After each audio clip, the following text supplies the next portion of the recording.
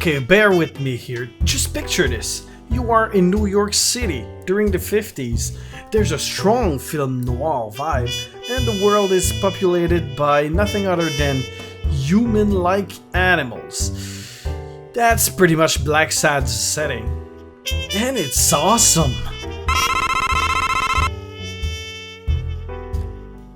You play as a disgruntled cat detective named John Blacksad, who struggles getting clients and barely gets by, when suddenly he's offered a contract that might very well change his life, or at least would make it less boring.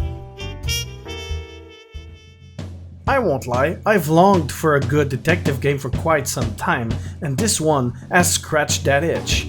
I strongly believe that any detective game worth its salt thrives from great writing, and on that end, Blacksad delivers. Oh man, you broke my jaw! Well, now it matches your marriage. The story was captivating. With its fair share of plot twists, dead ends, and false assumptions, it kept me at the edge of my seat. Even if some voices didn't play out, or that there were, at times, awkward silences between lines, character interactions were engaging. The dialogue choices offered me a wide range of options. I could steer my character's moral compass any direction I wanted, and most of the time, sooner or later, felt the impact of those decisions. Although I was rarely forced into a specific path, when it did happen, boy did it suck. You know, you get the feeling. You're making a deliberate choice, but the game's like, nah, I don't want it. And then just give you a big furl screen as a reward. And this is not a surprise, most narrative games are guilty of doing exactly that, giving their players a false sense of free will, and Blacksad's no exception. Just as an example, why the hell can't I let the cheating racist drunken moose choke on his own vomit when just a few scenes before I deliberately chose to let an innocent man get shot in the head? Like, what? I mean, let that freaking piece of trash have a taste of its own medicine. Okay, that's one example, but sometimes other situations are basically just random coin tosses. Go right or left? Well, technically there's a counter to hide behind on both sides, but if you choose right, bang, you're dead. Why? Because fuck you, that's why.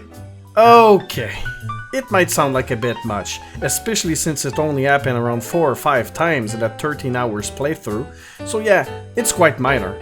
And it's still overshadowed by all that great voice acting, characters, and story.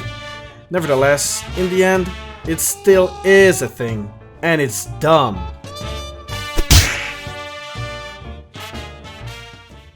When I first started this game, I expected, you know, the classical narrative gameplay tropes like dialogue trees, some exploration, and cinematics filled with quick-time events. Although these are present, Blacksad added 2 interesting new mechanics to the mix. The first one is called deductions.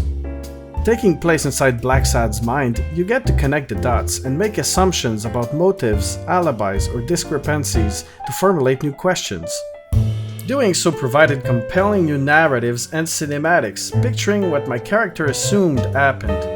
It was really fun to do, and ensured that I wasn't missing out on crucial details while building the case. My only issue was that, at times, it was just a little too much hand-holding for my taste.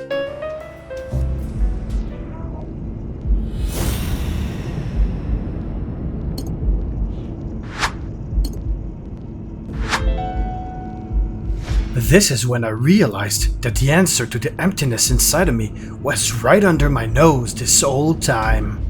The second gameplay mechanic that's quite unique to Blacksad is this weird face icon displayed during dialogues. It does not have a name per se, but let's call it Observations.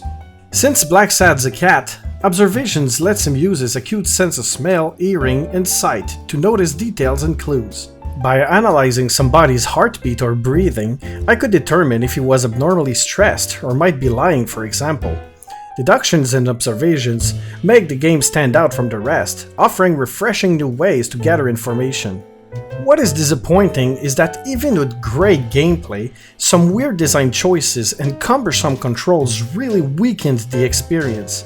In Blacksad, the story only progresses when you gather all the most critical clues, and it's okay, it makes sense in a detective game, but poor design sometimes make those clues really a pain in the ass to find.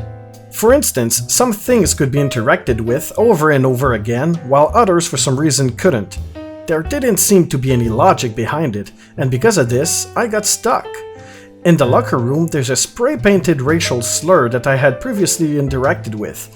When I walked back to it, it seems like I could still read the same graffiti like I could for all the other texts on all the walls all around the gym. Well, it turns out that this was in fact a new A, meant to interact with a specific locker right under the vandal's work. How was I supposed to know this? I mean, what kind of sadistic asshole designer would think of doing that kind of shit? Can you just imagine how absurd it would be in real life? I'd go to the fridge looking for the ketchup with no avail, only to realize that it was behind the milk all along? Like, how ridiculous would it be?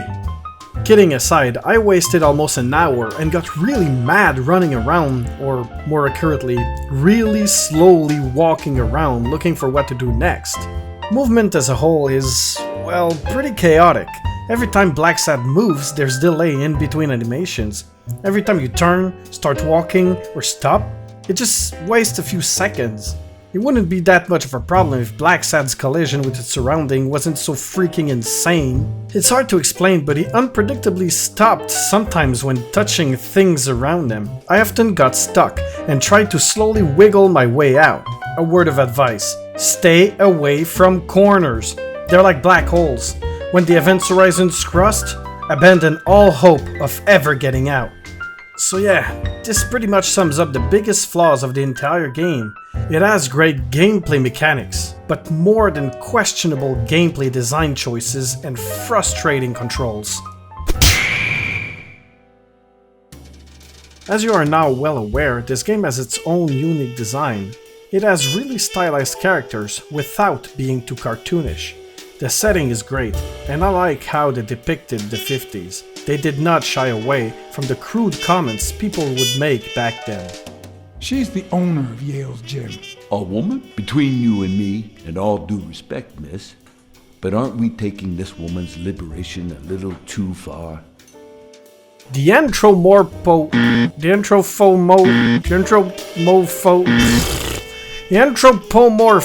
There. Said it. Big brain energy! The anthropomorphic animal characters are really well depicted, based on stereotypes. Cops are basically good dogs. A sneaky journalist portrayed by a weasel. A crazy person is a goat. And most felines are lonesome, cold, and mysterious characters. These generalizations made the world more believable, funny, and charming at the same time. Sadly, even an amazing design cannot cover up the major graphical issues and subpar animations. On that note, I cannot stress enough how the very first thing anyone launching the game should do is go to settings and check off depth of field. It is, at best, really bad, and at worst, simply atrocious. It's impressive how the camera keeps focusing on exactly what you don't want to look at. It's my mother's wedding ring. Would you take a look at these beautiful shoulders? Almost every dialogue, interaction, and cinematics is literally ruined by this. Why is this setting in the game in the first place if they can't make it even remotely work? And it looks like it's not the only thing that developers were clueless about. I mean, have they ever played poker? Where are my freaking chips? That's not how poker's played. Anyhow, unfortunately, no amount of blur could camouflage how janky the lip syncing was. I think you're barking up the wrong tree. Believe me. If I had the slightest... Come on, Helen. Time to work on... Although Blacksad might not stand out for its graphics, it really excels at creating a believable and rich world. The stunning design really pleases with its vibe, color, and style. Its camera work is equally amazing and really show how good cinematics are done. They expertly use music and sound to drive emotions and keep the story engrossing. The design is one of the game's biggest strengths that you sadly probably could not appreciate if you didn't turn off that goddamn depth of field.